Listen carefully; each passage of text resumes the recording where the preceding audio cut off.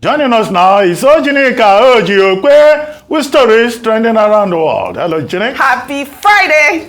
We are so happy on Friday. I see you are dressed in... Yes. Hey. My daughter was receiving an award. Hey. Congratulations. The only reason I'll dress like this. Hey. How are you? Thank you. God bless her. Yes. There are implications for the award. I'm always ready. Ready, let's do it. Don't worry, Ojinika is up to the task. Unlike Unlike some people who dodge implications. Yes. Dr. Bati, do you know that you're famous for implications? You know that, for calling people out. I would like to call them out too. Because when they don't mention their names. When they do client services work, and we know them. We know them. We don't run away from implications. I hope you all Gee, you are up to the task. I am, as always. Oh, yeah, start your show. As always. Unfortunately, I have no headlines today. So let's begin what's trending. In the wake of several petitions filed at the election tribunal after the just concluded general election, many Nigerians now have their eyes set on the judiciary. And so, a story emanating from Nasarawa State about judges of area courts in the state without law degrees is generating a debate on social media. Well, on Wednesday, the Speaker of the State's Assembly, Ibrahim Abdullahi, during a consideration of a report by the Committee on Judiciary, Ethics and Privileges on a bill to amend the Nasarawa Area Courts Law 2022, advised judges of area courts to get the required educational qualification within 10 years or risk losing their jobs. The Speaker highlighted the principal law which provides that for one to be a judge of the upper area court, one must be a legal practitioner without at least 4 years post-call. And for one to be a judge of an area court, you must be a legal practitioner with at least 3 years post-call. Well, the committee recommended the window period of 10 years to be granted to the affected judges to enroll into a degree program of law in order for them to be called to bar. The Speaker fixed May 9th for the third reading of the bill. Dr. Abati, you know I cannot comment on this subject as much as I would like to, but I would like some clarification on this case. I mean, they are judges, but they don't have a law degree. I mean, what is area court to start with, a judge First, of an area court? the jurisdiction of area courts, customary courts, and all that. This is an area court in the northern part of Nigeria. The question to ask is, what does the enabling law, what does it say about the mode of appointment of judges to these area courts? Many of these area courts in the north, they deal with Islamic law anyway. So what does the law say? Now, in this particular case, we're told that the Nasarawa House of Assembly is trying to amend the law, and it's in the process that this came out that, look, what the principal law says is that for you to be a judge of an upper area court, you must have been a lawyer 4 years post-call. Of an area court, as the lower court in the hierarchy there, the hierarchy of courts, you must be a lawyer 3 years post-call. So the question you now ask is, how did certain judges get onto the bench of these area courts? Now they are being given 10 years to go and acquire a law degree to be qualified judges. So you ask the question, why is the proposal in the amendment 10 years? Because that would mean go and get a JAM form, get admitted, go and study law, and then, go to law school, and then come back to your well, if there is also strike in between, then of course they may be on that program for the next 10 years. So while they are back in school, would those judges, would they be sitting? So there are questions to be asked there. However, the other thing to know is that at certain levels in the courts, there are lay magistrates. These are persons who are not lawyers, who are, lay magistrates. Some people are justices of the peace. They also function within the Nigerian judiciary. And the principle there is that law basically is about common sense. Because, what do you say?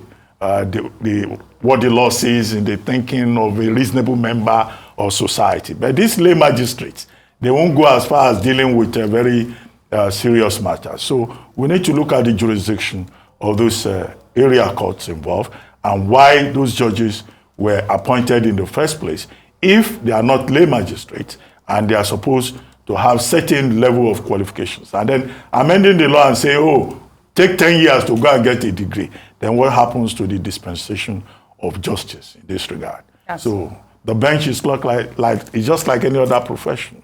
You can't, if you are not a carpenter, you can't go into carpentry. It will cause problems.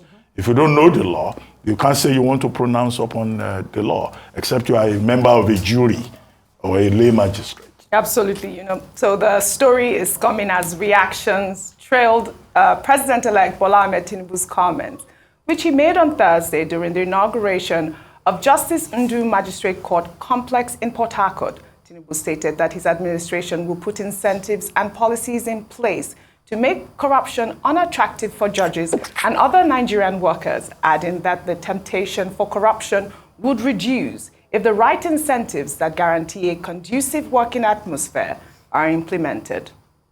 This is the way to fight corruption. You don't expect your judges, and you have been contributing very well to this. You don't expect your judges to live in squalor, to dispense justice in squalor. This is part of the changes that is necessary. In our policy think tank, we must fight corruption, and we definitely must look at the other side of the coin. If you don't want your judges to be corrupt, you've got to pay attention to their welfare. Well, all right. You know that this statement has generated a lot of reactions. I mean, basically because of, the controversial election. He has a petition at the election tribunal. A lot of Nigerians have reacted to his statement. I'll take one from Daniel, who wrote, Buhari promised to fight corruption before he assumed office. But look at how things turned out. Tinubu is promising the same, whereas he was declared president-elect after a biased election. And majority of the people he's working with have questionable characters. What a joke. Well, another Twitter user there goes, his name is John. He says, the best way to fight judicial corruption or corruption among judges is granting them complete autonomy, especially financial autonomy. Else, no matter what any governor does for judges or for the judiciary, it will not stop corruption in the judiciary. He who plays the piper dictates the tune. The truth has to be said. You see, I would like to comment on both stories. The first story is about the judges. I'm not surprised. It's the kind of country we live in, Oji. As from today, please, you can call me Judge. Because it's obvious that you don't need to have... Judge Rufai. Yes, Judge. I like it. Judge. Dr. Batu, please call me Judge. You have to have a law degree. You don't have to have a law degree in Nigeria. That's the sad reality. And that's the kind of country, I think... You see, the kind of absurdities that happen in Nigeria are kind of things Franz Kafka talked about in one of his novels. So this is a Kafkaesque reality in our country today. It's just like all sorts of people are being called engineers without any engineering degree. As long as you can repair a fan somewhere, say engineer, you see, just like people that are being called engineer, they didn't even learn structural engineering or anything. But that's the kind of society we live. Concerning this, what's it called? President-elect saying he wants to make corruption unattractive. How ironic is a state governor supposed to be building court complexes in the first place? So how ironic on a day you are launching a project that is supposed to be an anomaly, because this does not amplify the independence of the judiciary. You say you want to make it unattractive. I gave an analysis this morning. The best way to make it unattractive, apart from financial independence and autonomy of the judiciary, is the fact that you should whittle down the power of politicians. Because you see, once politicians get into power, what it does is it captures state for its own benefit to be able to have a money arsenal. Then what does it do? It permeates every sector of government and governance, from the judiciary to every sector to work in its favor, even up to law enforcement. So once he has his own retinue of retainers, that feed off him, he becomes an ecosystem on his own accord. And how did he do it? He did it with the capacity of state capture, not even his own money. And that's why I see people get into politics in Nigeria and all of a sudden they become multi-billionaires. So reduce the attraction in government first, reduce the capacity of politicians to be able to do anything based on the level of accountability. Then the second part is improve upon the economy and the social structure of Nigeria in such a way that a take-home pay of a judge we know will actually take him home. Judges will be well remunerated. There are cases about courts where the generator is not working. Oji, I had a case in court for 3 years, and I think my experiences are still things I have to write about. Wow. So you will see that the dispensation of justice is problematic as it is today. And that's why you can see that corruption can easily permeate. But largely, most of the corruption is caused by the political class. Because once they capture every paraphernalia of states, what they do is even they influence who become judges, who sits on the court and everything. So once they do that, you can't remove corruption. But how ironic, on a day that they are launching something that is not supposed to be, because a state governor has no business building all of this. As a state governor, when you build courtrooms and everything, which judge wants to give a judgment against you? It's almost impossible. Yeah. So we know the problem, but you see, in that Kafkaesque attitude, we keep doing things.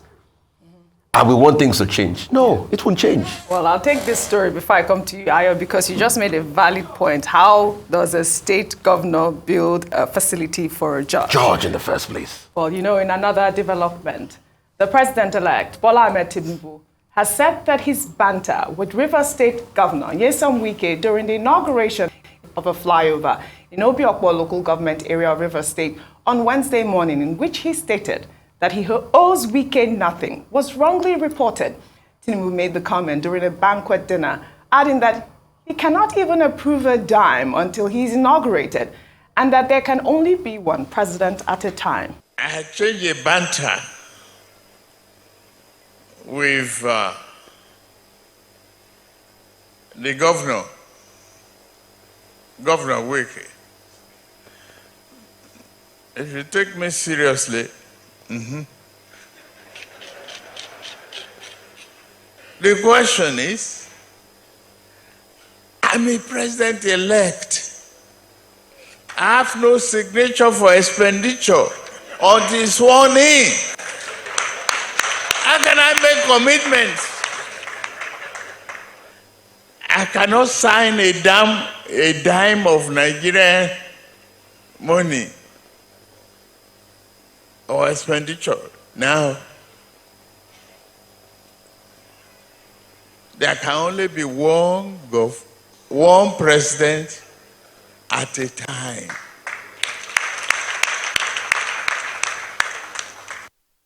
All right, there you have it. The president-elect is saying that, you know, his banter was misreported. You know, yesterday, the first thing I said, but he's been an advocate for true federalism where states are supposed to, you know, take control of their resources, infrastructure, and all of that. I don't know what your thoughts are with all of these. Okay, it would have saved us a lot of analysis yesterday if you had just simply added, I owe you nothing until May 29, 2023, so that we wouldn't have, because one of the words we had used as presidential, hopeful that, you know, the scam that some of the governors, I'm not saying the governor, this is a scam, it has to be investigated to find that out, but that some of these scams in terms of repairing state roads, very extensive conversation. If you didn't watch yesterday's show, please definitely go back to it. So he now coming back to say that let me use we, because they're the only ones that I know, we misreported, didn't credit him properly. In fact, he said it was poverty of the mind and poverty of thinking for you to just insinuate or deduce from his statement that this was what he meant. I'm sorry that then we gave the benefit of the doubt, because what we had said yesterday based on his statement was that it wouldn't be business as usual. So obviously, inversely, what he's saying is that come after May 29, when he does become president, there would be a refund when he's able to sign expenditure. I hope I haven't now misrepresented again or misreported what he said. But then this goes back to the statement he made earlier about corruption and incentives for making corruption unattractive. These are part of the issues that we are talking about with regards to ending corruption. if state governments are allowed, despite the many instances where it has been proven as false, and a number of times under this administration it has been said that it to be stopped, even though there have been exceptions that have been made, then we will continue to see corruption thrive in that way. And that's why beyond the judiciary, he said he was going to set up a think tank to address corruption. Beyond the judiciary is to look at the very root cause of corruption and what incentivizes corruption. Things like this, matters like this do incentivize, because guess what? What would stop another governor to do everything and anything to ensure that he delivers a state? Because at the end of the day, he knows that there would be some sort of reward. Let me put it that way, in terms of, look at that state banquet. I'd like Governor Wike to release how much he spent on this 2-day visit. And then when Bola Ahmed Tinubu is inaugurated, I hope they will not do another receive or congratulatory 2-day visit with a holiday in River State to celebrate it. Just so many things around corruption, around waste of taxpayers' money that we need to discuss beyond even the speeches that are being made. Absolutely. All right, then we'll take another story.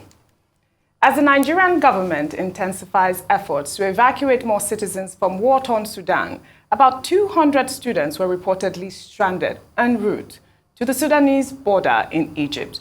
The news is coming after the first batch of 376 evacuees arrived at Abuja from Sudan via Egypt on Wednesday night. The second batch of evacuees are expected to arrive the country today, Friday. Well, according to the situation report, the stranded students were in dire need of support, as the money charged to move them to the border was unaffordable. Well, let's take a listen to the account of some of the students who arrived on Wednesday night on the Air Peace flight and the NAF C-130. I know the government are trying, but we still have a lot of students. What we experience there is not meant to be explained by anybody, not even, let's forget about being in Nigerian. It's not supposed to be experienced by anybody. We've been stranded for like 2 weeks. 2 weeks sleeping on the street, sleeping in the car, and so on. My experience, actually, at the beginning it was very nice, but when the war started, everything changed, and everything changed for worse. So especially when we started hearing the sound of bombs and bombshell and bullets, it was so frightening, and it was terrible. Yeah, they're my brothers and sisters. They're there in Port Sudan, so I want them to be back, because really this has been depressing and frustrating. I don't know. I don't think they're going to survive another 1 week or another. Very sad. Everything I had gone. So can you just tell me what was the experience like? I know. All right, I'll give you all information when the time comes. That gentleman could not even speak. I mean, it's very heartbreaking to hear the account of these students. In the meantime, a video shared on Twitter by the chairperson of Nigerians in Diaspora Commission, Abike Dabiri, showing the group of Nigerians airlifted by the Nigerian Air Force aircraft C-130 from Egypt, singing the national anthem, has made the rounds on social media. Let's take a look.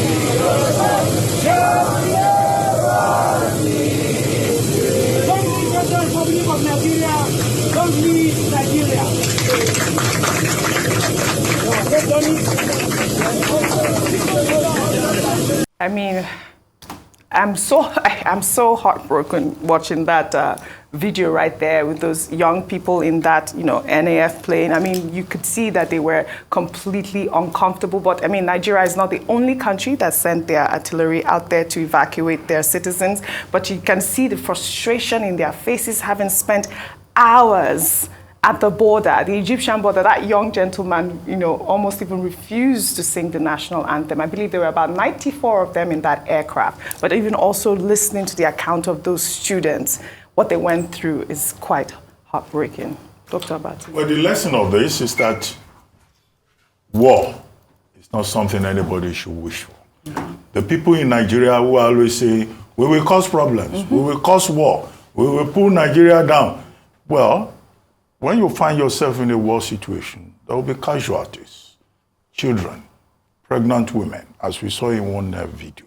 And that is why the promotion of peace is always important, because the extent of the collateral damage involved in a war situation, you really do not know how far it will go. These are innocent persons doing about their studies, businesses in Sudan, only to be caught in this crossfire between two generals who seem determined to destroy their own country. So it's unfortunate that they found themselves, in that kind of situation. Our argument has always been the Nigerian government helping our citizens in distress. Well, this C-130 that was sent there, well, apparently it's not meant for passenger flights. No. But they just needed to evacuate the people there by all means. And our Nigerian Air Force crew that went there, 14 of them, with this Hercules C-130, also went with food supplies to help. They just needed to get those persons out of danger zone, and they brought them home.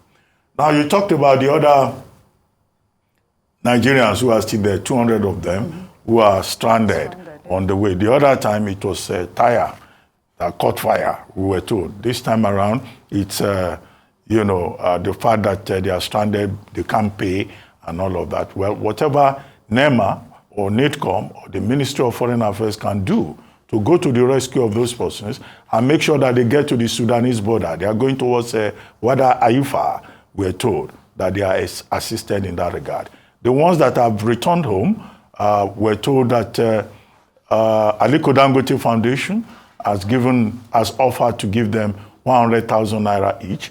The federal government of Nigeria is also giving 100,000 naira each. MTN Foundation is giving recharge credit card or whatever, of about 25,000 naira. Other well-meaning Nigerians should move in. We should all be our brothers' keepers. But we're told that there are millions of Nigerians still stranded in Sudan.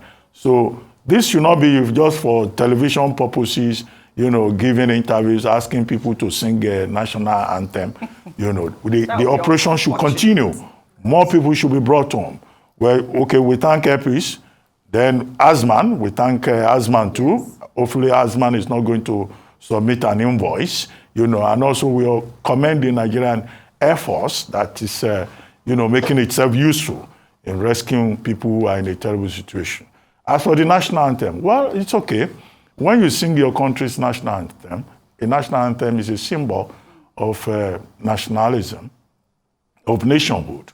So when you sing the national anthem, it's also a way of identifying with your country. If it would have been a different matter if they had been singing the old national anthem. Now, when you sing the old national anthem, that's a statement of rejection and protest. So for them to sing the national anthem, at least it reminds you of your connection with your land of birth. We'll take our final story.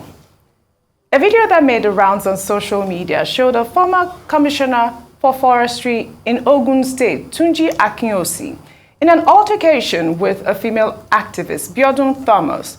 The altercation began after Akinyosi, who is also a member-elect of the House of Representatives from a federal constituency in Ogun State, allegedly hit a hawker with his car in the Onikan area of Lagos State. Akinyosi, however, has denied the allegations, insisting in a press statement that his car did not hit the hawker as claimed, but that he had offered to be responsible for the victim's medical treatment during the altercation, and that if the hospital established that the victim was unhurt, he would have to pay for damages.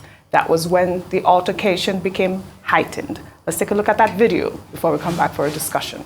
Okay, if nobody else knows you here, I know you very well. I know you very well. You are. Don't tell me that. Don't tell me that. Don't tell me that. Don't tell me that. You are a House of Assembly. You are a House of Rep member. You are stupid. You are foolish. You are foolish.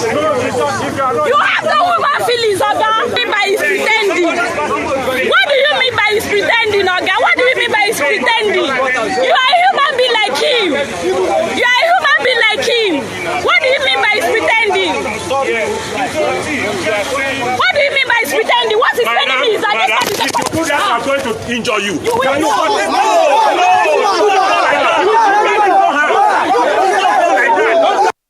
No. Ayo, I'm coming to you. I mean, we've heard of assaults everywhere. I mean, this man is denying that he attacked that activist. I mean, assault is defined in different variations. And he said, clearly, we heard him say that, not unless they say it's doctored. He said, I will injure you. I mean, what does that mean? Okay, so House of Reps member-elect Honorable Akinyosi, they're in an altercation. Thank God for the House. That's why I used the word elect. He's elect. Well, he'll be going to join his brother, Senator Elisha, but that's on the side. Because we have seen episodes of public officers who have, at least in that case of Senator Elisha, who have assaulted women, seen on camera, and they didn't get in terms of repercussions of it. It was just a slap on the wrist, based on what they did. It was clear what he did. Irrespective of what happened, when you're in public and you're a public office holder, no matter how provoked you are, assault can be verbal or can be physical. It can be actual, it can be grievous in terms of bodily harm. So even though he didn't touch the woman, his expressions, his intimidation, or the threat of assault in itself is a problem. And so the fact that he is, even though he's a member-elect, he's still a public office, he's still a public personality. Number one, on the basis, on the grounds of morality, examples, what are you showing? On the grounds of what is right and what is wrong, the woman can actually, write a petition or ask his people to reprimand him for his public show of disgrace. Absolutely. Thank you all for your great analysis on what's trending. Well, all right. That's all I have for you on what's trending today. I'll see you all tomorrow.